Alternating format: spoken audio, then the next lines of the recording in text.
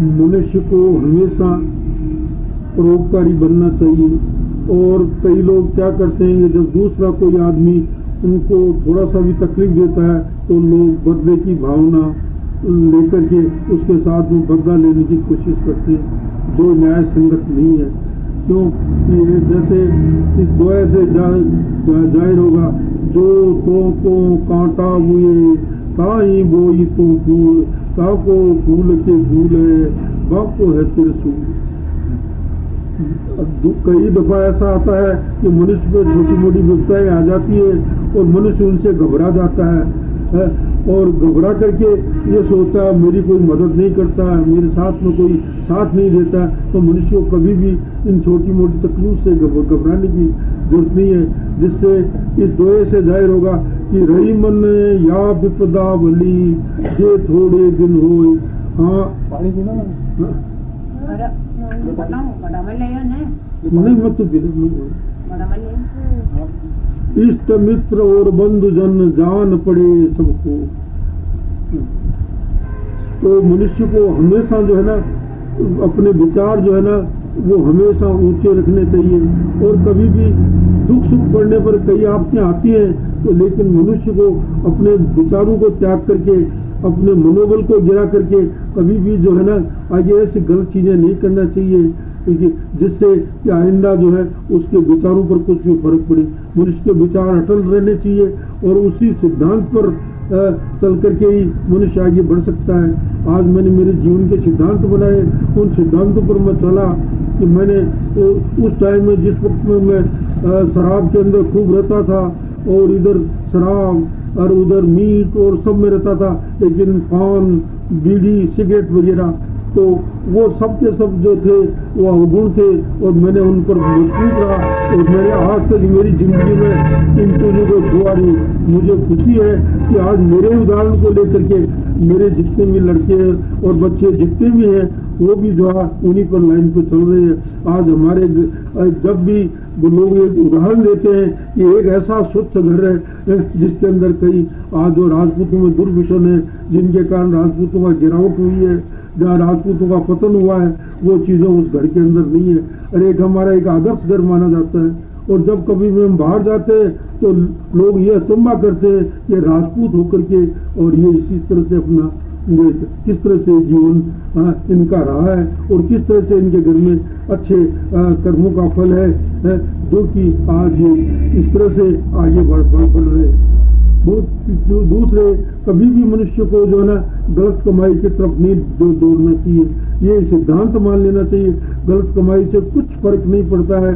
अगर मनुष्य थोड़ी बहुत मनुष्य को तकलीफें होती है लेकिन मनुष्य उन तकलीफों का सामना करते हुए भी अपने सही सिद्धांतों पर रहता है तो भगवान उसकी अवश्य मदद करता है। भगवान सही आदमी की अवश्य मदद करता है, क्योंकि भगवान जो है वो भी ये जानता है कि ये दुख और तकलीफों का इसको सहन करने पड़ेगी। वो भी मांगनते मरना वाला सदगुरु की तो इसलिए मनुष्य को हमेशा अपने विचार ऐसे मजबूत रखने चाहिए कि लोग छोटी छोटी बातों में आकर के अपने विचारों को त्याग देते हैं, दूसरे के कहने में आ जाते हैं और अपने विचारों से लेकर के आगे वो उनको देने का मौका मिल जाता है। तो मेरा यही सिद्धांत रहा है कि मैं हमेशा अपने विचारों को बहुत मजबूत रखा है, अपने सादगी जीवन को व्यतीत किया है। कभी भी मुझे किसी भी चीज की लालसा नहीं रही है, क्योंकि मैं जानता हूँ कि भगवान मेरी अवश्य मदद कर देगा। आज उसी का कारण है कि आज मेरे संतान को जो है सब लोग यही कहते हैं कि साहब अब पिता का ऐसा एक उदाहरणीय जीवन रहा है जिससे उनकी संतान भी आज बहुत अच्छी है। मैं बच्चों को भी यही पाठ पढ़ाता हूँ कि बच्चों हमेशा प्रेम करना सीखो, कभी भी अपने जो है ना किसी ऐसी गलत कमाई की तरफ अपना ध्यान मत बटाओ। हमेशा जो है जो लोगों के परोपकार में अपना जितना भी जीवन व्यतीत करा उसी से भगवान अवश्य मदद करे।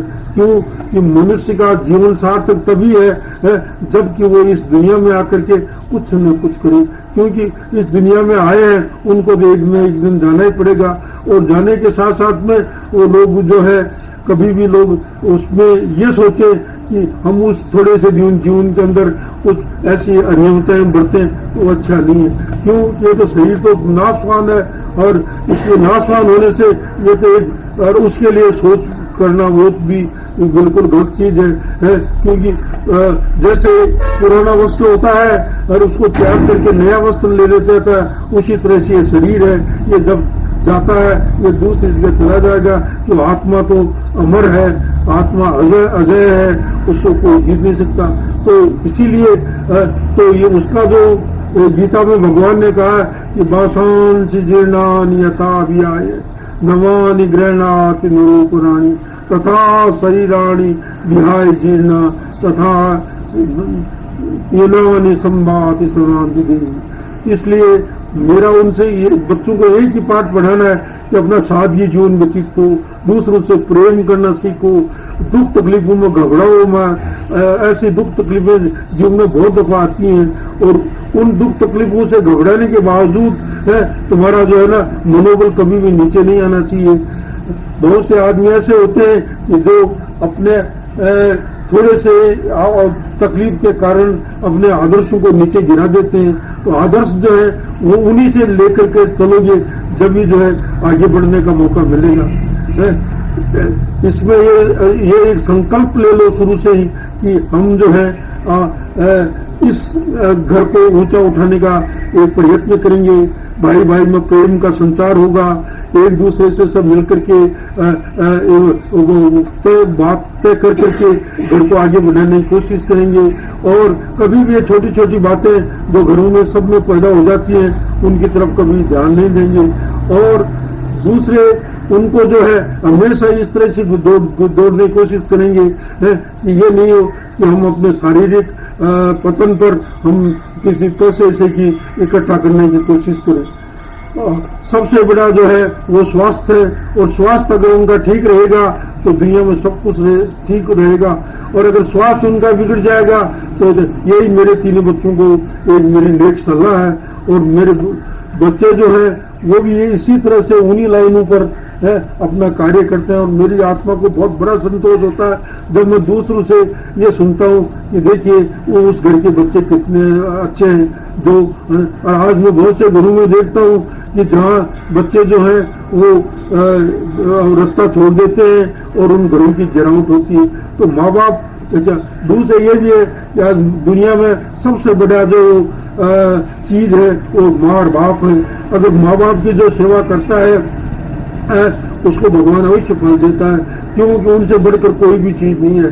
कोई ये कहे कि धर्म कर्म ये कुछ नहीं है, धर्म कर्म जीता।